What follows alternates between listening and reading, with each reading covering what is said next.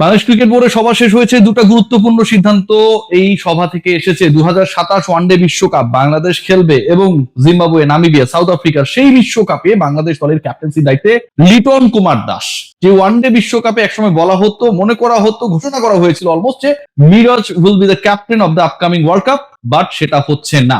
Number 2, মানে বড় decision দিয়ে শুরু করতে চাই। দ্বিতীয় যে বড় সিদ্ধান্ত, 27-এর পরের বিশ্বকাপ কবে? 31 সালে আপনারা সবাই জানেন, এবং 2031-এর যে বিশ্বকাপ, সেই বিশ্বকাপের ভেন্যু কিন্তু বাংলাদেশ। বাংলাদেশ 2011-র পরে 20 বছর পরে আরো একটা ওয়ানডে ওয়ার্ল্ড কাপকে হোস্ট করবে, এবং সেই বিশ্বকাপের ম্যাচেস, মানে যেই পূর্বাঞ্চলের স্টেডিয়াম নিয়ে এত ন্যাশনাল যে ক্রিকেট গ্রাউন্ড রয়েছে সেটাকে নিয়ে এত ডিসকাশন, এত আলোচনা, but finally Bangladesh cricket board has decided, যেহেতু এই ক্রিকেট বোর্ডই 2031 সাল পর্যন্ত থাকবে, যে 2031-এর বিশ্বকাপ ক্রিকেট যেটার বাংলাদেশ আয়োজক, সেটার খেলা মিরপুরে হোম অফ ক্রিকেটে তো হবেই, বাট ন্যাশনাল ক্রিকেট গ্রাউন্ড পূর্বাচলে হবে।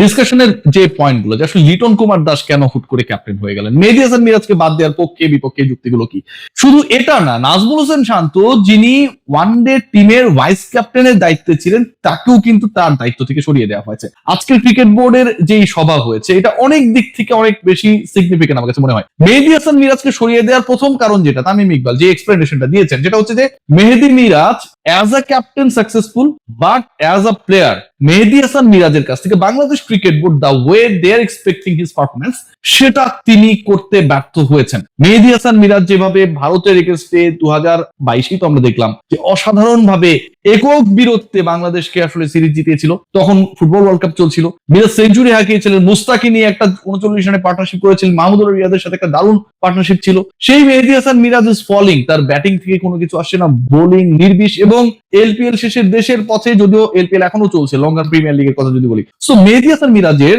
ক্যাপ্টেন্সির ক্ষেত্রে success rate is very high.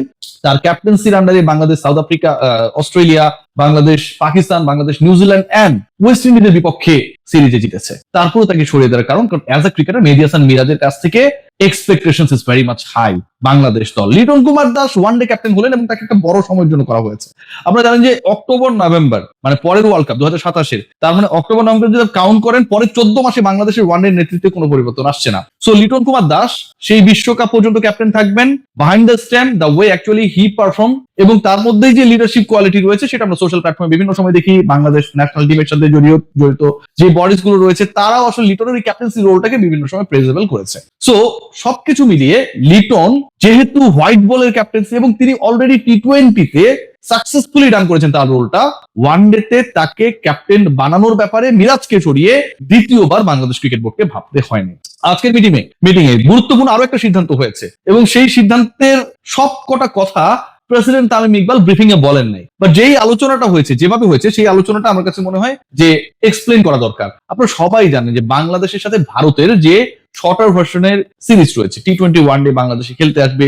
গত বছরের যে অগাস্টে সিরিজটা হওয়ার কথা ছিল, পলিটিক্যাল নানা ইস্যুর কারণে সেটাকে পিছিয়ে দেওয়া হয়, এবং শেষ পর্যন্ত সেটা সেট করা হয় যে 2026-এর সেপ্টেম্বরে অনুষ্ঠিত হবে। রাইট, 2026-এর সেপ্টেম্বর চলে আসছে, আগস্ট অলমোস্ট কামিং, আর মাত্র 2 দিন পরেই আমরা আগস্টে পদার্পণ করবো। কিন্তু সেপ্টেম্বরে ভারত আসলে বাংলাদেশে আসবে কিনা, এই ব্যাপারে এখন পর্যন্ত আমরা কোনো বাংলাদেশ ক্রিকেট বোর্ডের পক্ষ থেকে স্ট্রেইট কাট অ্যান্সার পাইনি। ইন্ডিয়ান ক্রিকেট বোর্ডও কোনো কিছু বলছে না। ঝামেলার যে কারণে আসলে এই ব্যাপারে বলা হচ্ছে না, এবং আসলে এই সিরিজটা কোন অবস্থায় রয়েছে, সেই প্রশ্নের উত্তর যদি আমরা মেলানোর চেষ্টা করি, সেখানটায় 2টা পয়েন্ট পাওয়া যায়। দেখুন, এই যে সিরিজ, এটা হওয়া না হওয়ার সাথে জড়িত ছিল সবশেষ ওয়ার্ল্ড কাপে বাংলাদেশ অংশগ্রহণ করা না করা।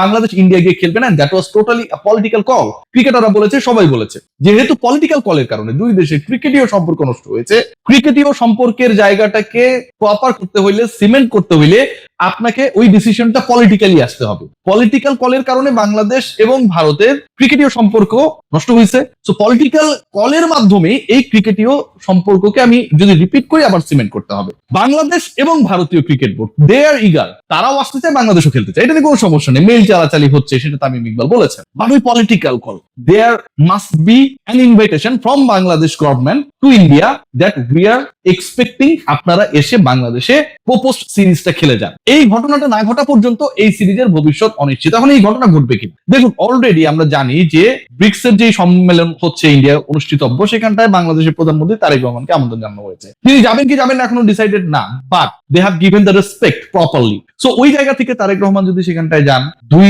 দেশের মধ্যে যে সংকটের জায়গাটা রয়েছে, বাংলাদেশের নির্বাচিত সরকারের প্রতিনিধি হিসেবে প্রথম ভারত সফর হবে, সেটা একটা বড় রোল প্লে করবে এই যে আইসটা, সেটাকে ব্রেক করার ক্ষেত্রে। সো আমার কাছে মনে হয় যে পলিটিক্যাল কল টোটালি, এবং বাংলাদেশ গভর্নমেন্ট ডেফিনেটলি ক্রিকেটীয় ডিসিশন মেকিং এর ক্ষেত্রে তাদের পলিটিক্যাল কল আরো একবার ভারত এবং বাংলাদেশের সম্পর্ক নষ্ট করার বা সিরিজ না হওয়ার ক্ষেত্রে রোল প্লে করবে, সেটা করবে না। প্রিভিয়াস গভর্নমেন্ট সেটা করেছে, সেটা রিপিটেশন আমরা দেখবো না। সো ইন্ডিয়া এন্ড বাংলাদেশের সিরিজ প্রবাবলি আমার কাছে মনে হয় যে এটা অন আছে, এবং সেপ্টেম্বরের ফার্স্ট উইকে এটা মাঠে গড়াবে as per I do strongly believe. আজকে এই সভায় আরো কয়েকটা ইম্পর্টেন্ট পয়েন্ট নিয়ে কথা হয়েছে, আলোচনা হয়েছে। আপনারা জানেন যে এক্সেলেন্স সেন্টার মানে হচ্ছে বাংলাদেশের যেটা সবার স্বপ্ন, একটা ক্রিকেটের এক্সেলেন্স সেন্টার হবে, যেখানে ক্রিকেটার ক্রিয়েট করা হবে, তাদের দক্ষতা যোগ্যতার মান বাড়ানো হবে, যেখানটায় কোচিং স্টাফরা থাকবে, ক্রিকেটাররা প্রপার নিয়মের মধ্যে থাকবে, ক্রিকেটার বয়স ভিত্তিক থেকে শুরু করে যারা হচ্ছে ন্যাশনাল লেভেলে খেলেন, প্রত্যেকের জন্য আলাদা আলাদা সিস্টেম থাকবে যে তাদের কিভাবে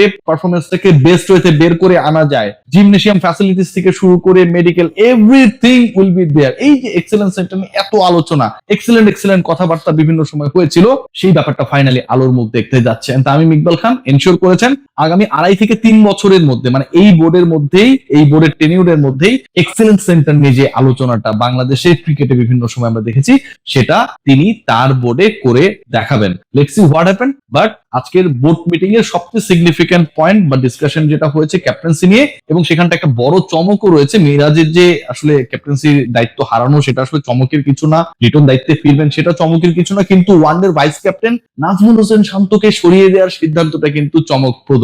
নাজমুল হোসেন শান্তকে সরিয়ে সেখানে তাওহিদ হৃদয়কে ভাইস ক্যাপ্টেন করা হয়েছে, যিনি টি-20 টিমের vice captain. What does it mean? It means যে Towhid Hridoy is going to be the next captain of the white ball cricket. Tamim Iqbal খানের বোর্ডের আজকের এই ডিসিশন প্রকাশ্যে না বললেও অপ্রকাশ্যে ইন্ডিকেট করছে Towhid Hridoy is the next captain after Liton Kumar Das. Let's see what happen. But Hridoy তার পারফরমেন্স অনুযায়ী সেই জায়গাটায়, সেই রেসে খুব ভালোভাবেই রয়েছেন। সবাই ভালো থাকবেন। Take great care.